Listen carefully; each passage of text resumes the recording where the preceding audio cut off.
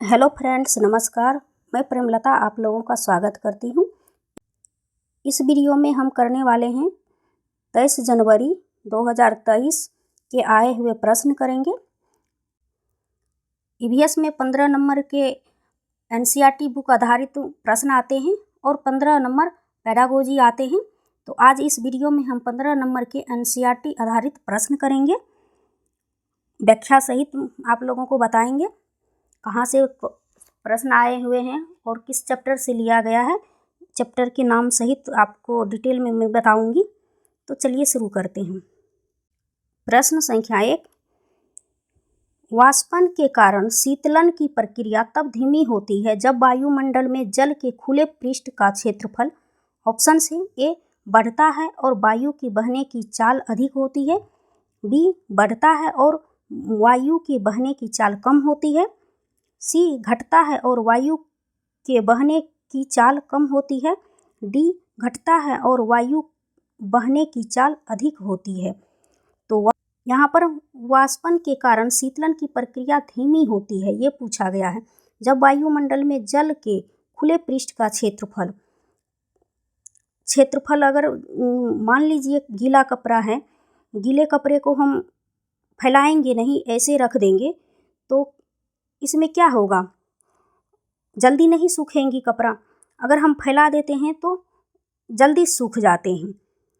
तो इसका सही आंसर हो जाएगा ऑप्शन सी, घटता है और वायु के बहने की चाल कम होती है। तो आपको इमेज के थ्रू मैं दिखा दूं, देखिए यहाँ पर आप देख सकते हैं, ऐसे में कपड़ा जल्दी सूख जाएंगे। अगर इसी को हम इकट्ठा कर देंगे, ज़्यादा नहीं फैलाएंगे, तो ये प्रक्रिया जो है धीमी होगी, घटता है। तो इसका सही आंसर हो जाएगा इसका ऑप्शन सी। बढ़ते हैं अगले प्रश्न की ओर। प्रश्न संख्या 2, निम्नलिखित में से कौन सा डिजाइन सौराष्ट्र गुजरात में रंगोली और कढ़ाई के लिए प्रयोग किया जाता है। ऑप्शन से ए चौकपूर्णा, बी नागगुफन, सी मंदाना, डी आरीपन।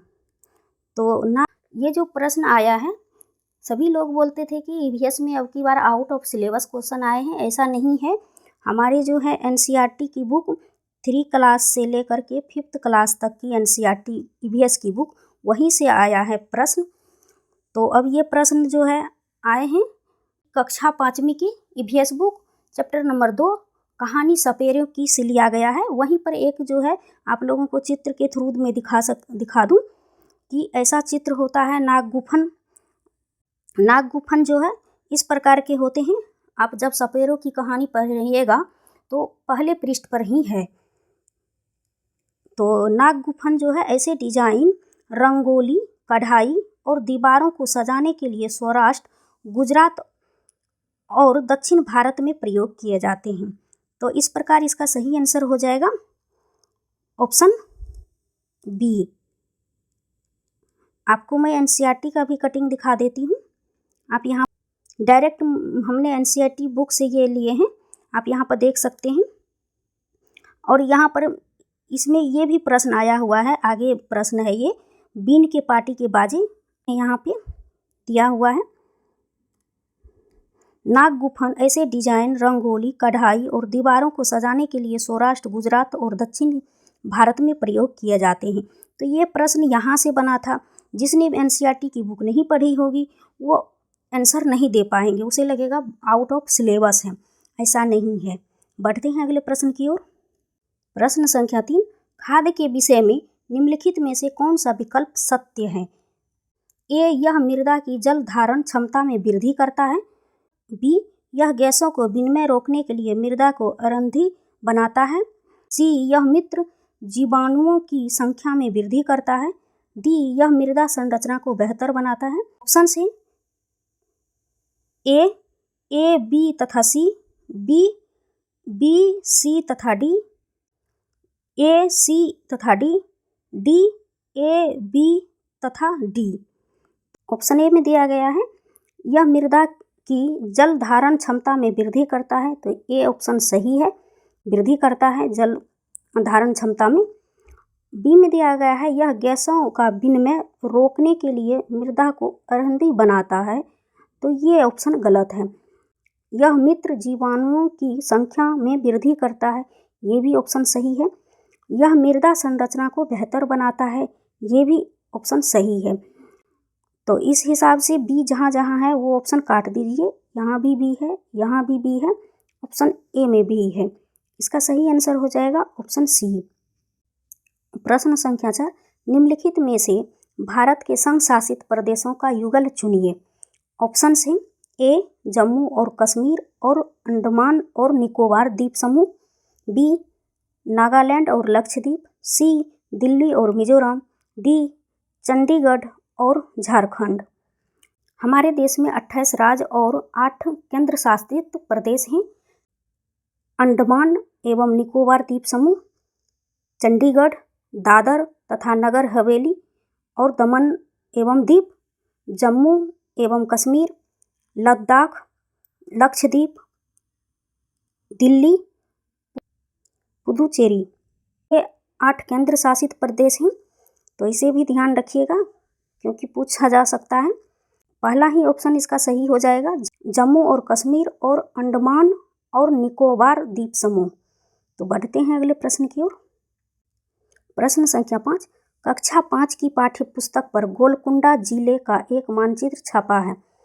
इस मानचित्र के निचले दाहिने भाग पर एक पैमाना दिया गया है जो इस प्रकार है। पैमाना 1 सेंटीमीटर इक्वल टू 110 मीटर। यदि कोई छात्र इस मानचित्र पर फतेह दरवाजा और इब्राहिम बुर्ज के बीच की दूरी 12.9 सेंटीमीटर मापता है तो इन दोनों स्थानों के बीच की वास्तविक दूरी होनी चाहिए। ऑप्शंस हैं ए 14.19 किलोमीटर, बी 1.419 किलोमीटर, सी 141.9 मीटर, डी 1419 सेंटीमीटर। ये प्रश्न जो आया था प्रीवियस क्लास 5 में चैप्टर नंबर 10 बोलती इमारतें से आया था। आप जूम करके आप लोगों को दिखा दूँ, यहाँ से ये क्वेश्चन पूछा गया था। पैमाना दिया गया है 1 centimetre equal to 110 metre, 1 centimetre equal to 110 metre.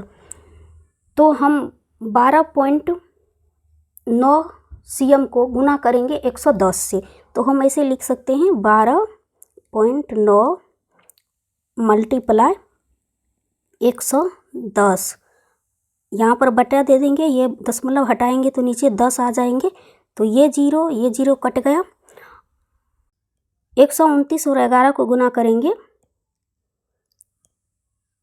129 गुना 11 करेंगे तो हो जाएगा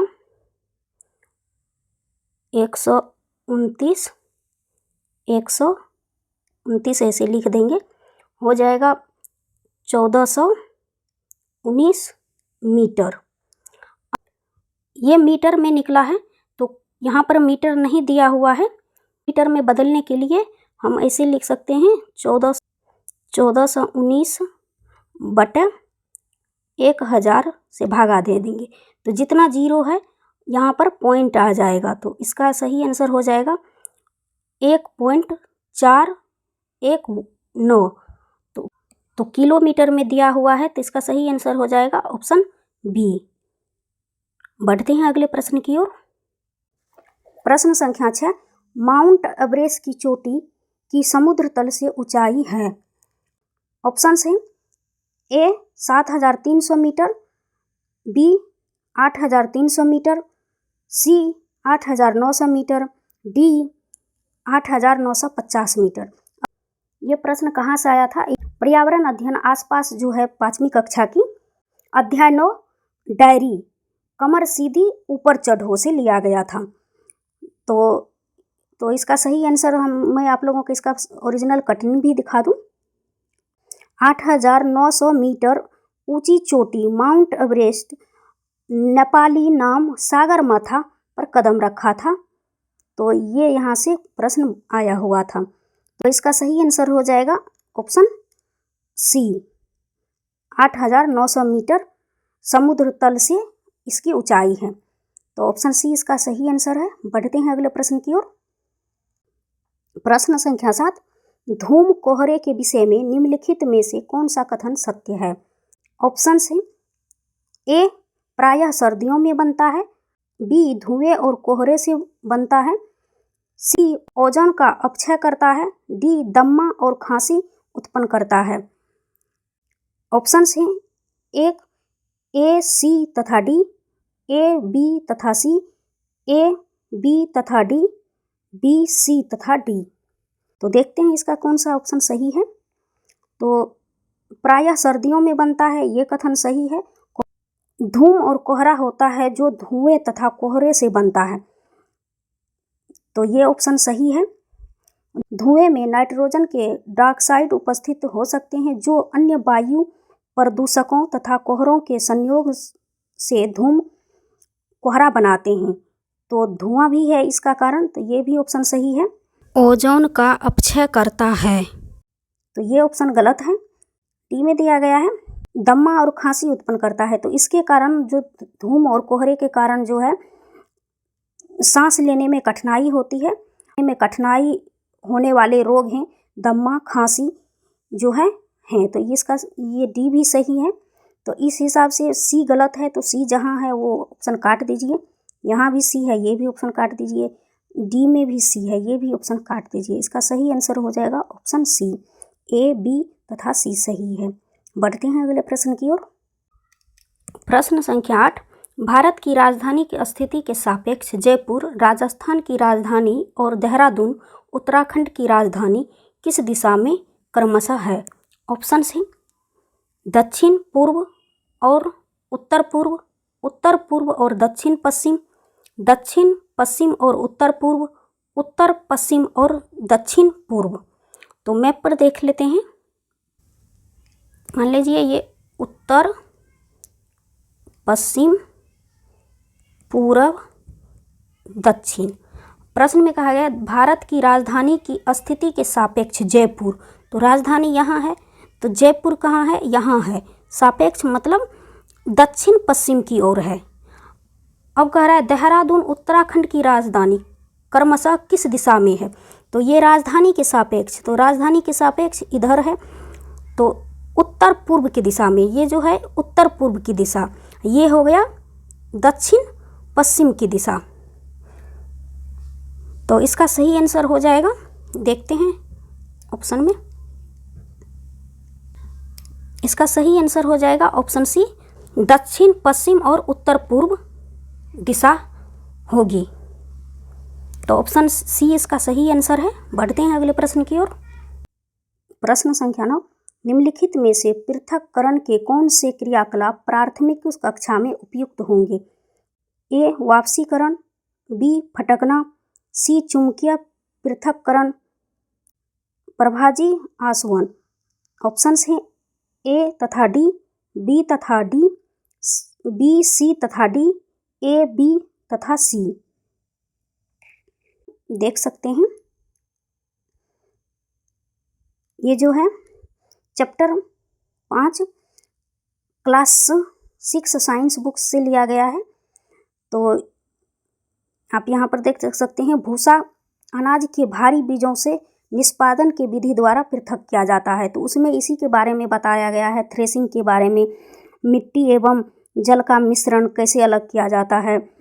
यहाँ पर आप देख सकते हैं भूसा और अनाज को कैसे अलग कर रहे हैं, आप यहाँ पर देख सकते हैं ये चित्र से। तो साइंस की बुक से, 6 क्लास की साइंस की बुक से चैप्टर नंबर 5 से ये प्रश्न आया हुआ था। वाष्पीकरण भी सही है, फटकना भी सही है, चुंबकीय पृथक्करण भी सही है, प्रभाजी आसवन जो है ये गलत है। तो डी जहाँ जहाँ है वो ऑप्शन काट दीजिए। यहाँ भी डी है, यहाँ भी डी है। इसका सही आंसर हो जाएगा ऑप्शन 4।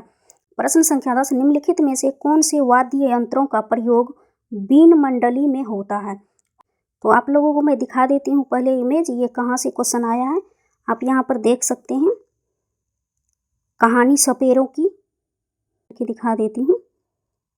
तो यहाँ आप देख सकते हैं बीन पार्टी के बाजे। बीन तुम्बा, खंजरी और ढोल। ढोल के अलावा बाकी तीनों बाजे जो है सूखी लौकी से बनाए जाते हैं। ऐसे क्वेश्चन आ सकता है कौन सा ऐसा बाजा है जो सूखी लौकी से बनाए जाते हैं, तो इसका सही आंसर हो जाएगा ढोल। तो इसका सही आंसर हो जाएगा, आप यहाँ पर देख सकते हैं, आंसर हो जाएगा ऑप्शन सी। बीन मंडली में प्रयोग होता है तुम्बा, बीन, खंजरी तथा ढोल। तो ऑप्शन सी इसका सही आंसर है। बढ़ते हैं अगले प्रश्न की ओर। प्रश्न संख्या 11। वन की किसी राष्ट्र की प्राकृतिक संपदा के सूचक होते हैं। वनों के संदर्भ में निम्नलिखित में से कौन सा कथन सही है? ए, यह जल चक्र को बनाए चालू रखने में भूमिका निभाते हैं। यह वृक्षों से ढका हुआ एक छोटा सा क्षेत्र है। यह घरेलू पशुओं के लिए आवास उपलब्ध कराते हैं। डी, यह अनवीकरणीय प्राकृतिक संसाधन है। यह वृक्षों से ढका हुआ एक छोटा सा क्षेत्र है, ये ऑप्शन गलत है। यह पशुओं के लिए आवास उपलब्ध कराते हैं, ये भी ऑप्शन गलत है। अनवीकरणीय है, तो प्राकृतिक संसाधन जो है नवीकरणीय संसाधन होते हैं, तो डी ऑप्शन गलत है। तो इसका सही आंसर हो जाएगा ऑप्शन ए। यह जल चक्र को बनाए चालू रखने में भूमिका निभाते हैं, क्योंकि हमें वनों से अनेक प्रकार की वस्तुएं प्राप्त होती है। वन मृदा को अपरदन से बचाते हैं। वन नवीकरणीय प्राकृतिक संसाधन है। प्रश्न संख्या 12। निम्नलिखित में से सही कथन चुनिए। ए, केरल तट अरब सागर पर तथा कर्नाटक का तट बंगाल की खाड़ी पर है। बी, कर्नाटक का तट अरब सागर पर तथा केरल का तट बंगाल की खाड़ी पर है। सी, केरल और कर्नाटक दोनों के तट बंगाल की खाड़ी पर है। डी, केरल और कर्नाटक दोनों के तट अरब सागर पर हैं। तो आप यहाँ पर मैप में देख सकते हैं, आप यहाँ पर देख सकते हैं केरल, कर्नाटक अरब सागर के तट पे हैं। तो इस हिसाब से इसका सही आंसर हो जाएगा। तो यहाँ पर दिया हुआ है केरल बंगाल की खाड़ी पर है, तो ये ऑप्शन गलत हो गया। कर्नाटक अरब सागर पर है, केरल दे दिया गया है बंगाल की खाड़ी पर है, तो ये भी ऑप्शन गलत हो गया। केरल और कर्नाटक दोनों बंगाल की खाड़ी पर है, ये भी ऑप्शन गलत है। इसका सही आंसर हो जाएगा ऑप्शन डी, केरल और कर्नाटक दोनों के तट अरब सागर पर हैं। तो ऑप्शन डी इसका सही आंसर है। बढ़ते हैं अगले प्रश्न की ओर। प्रश्न संख्या 13। ऊंचा, सूक्ष्म, सूखा और चपटा क्षेत्र जिसे ठंडा रेगिस्तान कहते हैं, हमारे देश का वह भाग है जिसका नाम है। यह क्वेश्चन जो है लिया गया है ईवीएस कक्षा 5वीं के पाठ्य पुस्तक से। चैप्टर नंबर है 13, बसेरा ऊंचाई पर। तो आप बसेरा ऊंचाई पर जैसे चैप्टर पढ़िएगा तो वहाँ पर दिया हुआ है ठंडा रेगिस्तान के बारे में, पूरा डिटेल में दिया हुआ है। ऑप्शन से शिमला हिमाचल नहीं होगा, ये ऑप्शन गलत है। शिलोंग भी नहीं होगा। श्रीनगर, जम्मू और कश्मीर भी नहीं होगा। इसका सही आंसर हो जाएगा ऑप्शन लेह लद्दाख को ठंडा रेगिस्तान कहते हैं, तो ऑप्शन डी इसका सही आंसर है। बढ़ते हैं अगले प्रश्न की ओर। प्रश्न संख्या 14। वह तिथि दिनांक जिस दिन बछेंद्री पाल ने माउंट एवरेस्ट की चोटी पर कदम रखा और भारतीय ध्वज तिरंगा गाड़ा है। ऑप्शन है ए, 23 मई 1984, बी, 23 मई 1989, सी, 25 मई 1984, डी, 25 मई 1989। यहाँ पर साफ लिखा हुआ है धमाका, एक धमाका। तो यहाँ पर लिखा हुआ है बछेंद्री पाल ने 23 मई 1984 को दिन में 1:07 पर 8,900 मीटर ऊंची चोटी पर माउंट एवरेस्ट नेपाली सागर माथा पर कदम रखा। तो इसका सही आंसर हो जाएगा, इसका सही आंसर हो जाएगा ऑप्शन ए, 23 मई 1984 ईस्वी। बढ़ते हैं अगले प्रश्न की ओर। प्रश्न संख्या 15। सभी सरकारी अस्पतालों में सांप के द्वारा काटने की दवाई मिलती है, यह किससे बनाई जाती है? ऑप्शन हैं सांप की झरी, छोड़ी हुई चर्म, त्वचा, सांप का विष जहर, चिचिंडे के पौधे का फूल, चिचिंडे के पौधे का बीज। देखते हैं यह प्रश्न कहाँ से पूछा गया है। यह प्रश्न जो है कहानी सपेरों की चैप्टर से लिया गया था। तो हमारे देश में केवल 4 प्रकार के जहरीले सांप पाए जाते हैं। ये हैं नाग, क्रेथ, दुबैया, अफाई। सांप जब किसी को काटता है तो उसके 2 खोखले जहर वाले दांत से उस व्यक्ति के शरीर में जहर चला जाता है। इस जहर से बचने के लिए एक ही उपाय है, जिस व्यक्ति को सांप काटा है उसे तुरंत जहर के असर को खत्म करने वाली दवाई सीरम दी जाए। यह सीरम सांप के जहर से ही बनाया जाता है और सभी सरकारी स्वास्थ्य केंद्रों पर मिलता है। तो ये प्रश्न यहाँ से पूछा गया था, आप देख सकते हैं। तो इसका सही आंसर हो